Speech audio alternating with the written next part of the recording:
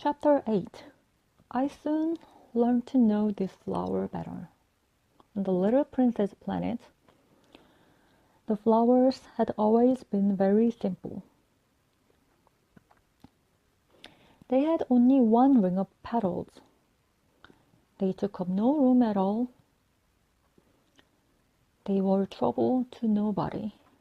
One morning they would appear in the grass, and by night they would have faded peacefully away.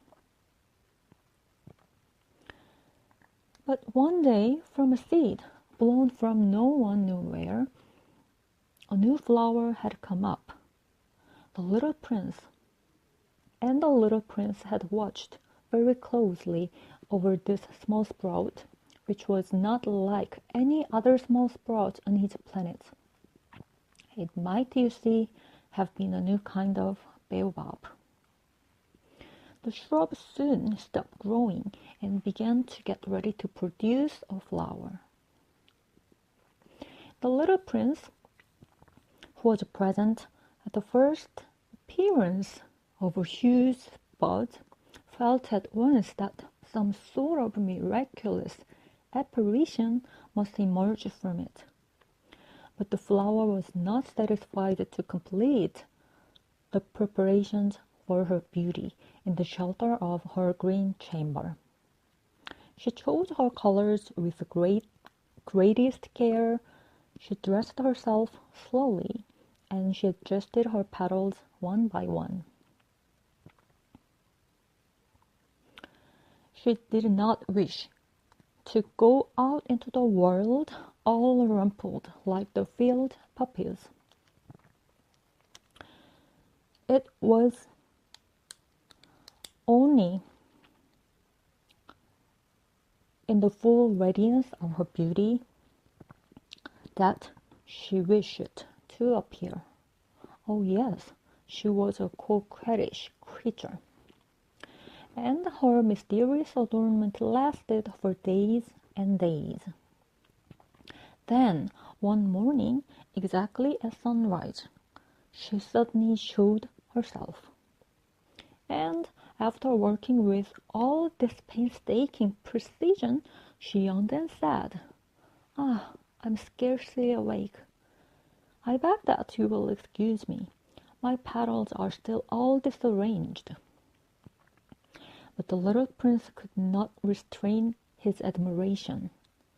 Oh, how beautiful you are! Am I not? The flower responded sweetly. And I was born at the same moment as the sun. The little prince could guess easily enough that she was not any too modest, but how moving and exciting she was. I think it's time for breakfast, she added an instant later. If you would have the kindness to think of my needs. And the little prince, completely abashed, went to look for a sprinkling can of fresh water. So he tended the flower.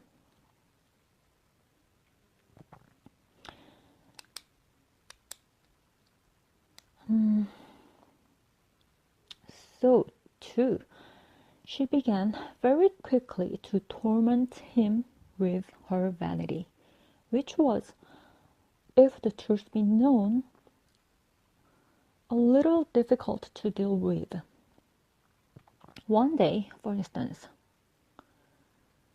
when she was speaking of her 4 thorns, she said to the little prince, "Let the tigers come with their claws." "There are no tigers on my planet," the little prince objected. "And anyway, tigers do not eat weeds." "I'm not a weed," the flower replied sweetly. "Please excuse me. I'm not at all afraid of tigers," she went on, "but I have a horror of drafts." "I suppose you wouldn't have a screen for me?" A horror of drafts, remarked the little prince, and added to himself, this flower is a very complex creature. At night, I want you to put me under a glass globe. It is very cold where you live, in the place I came from. But she interrupted herself at that point. She had come in the form of a Cid. She could not have known anything of any other world. Embarrassed over having let herself be caught on the verge of such a naive untruth, she coughed 2 or 3 times in order to put the little prince in the wrong. The screen? I was just going to look for it when you spoke to me. Then she forced her cough a little more so that he should suffer from remorse just the same. So the little prince, in spite of all the goodwill that was inseparable from his love, had soon come to doubt her. He had taken seriously words which were without importance, and it made him very unhappy. I ought not to have listened to the flower, to her. He confided to me one day. One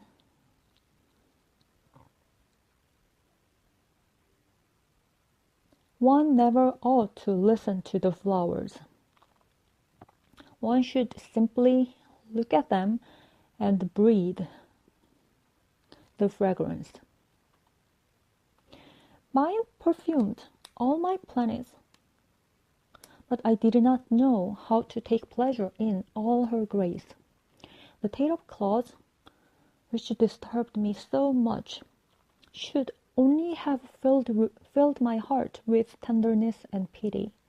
He continued his confidences. The fact is that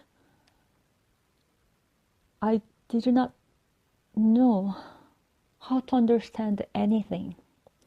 I ought to have judged by deeds and not by words. She cast her fragrance and her radiance over me. I ought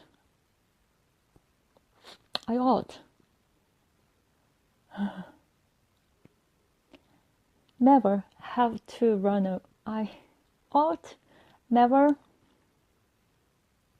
to have run away from her. I ought to have guessed all the affection that lay behind her poor little stratagems. The flowers are so inconsistent, but I was too young to know how to love her.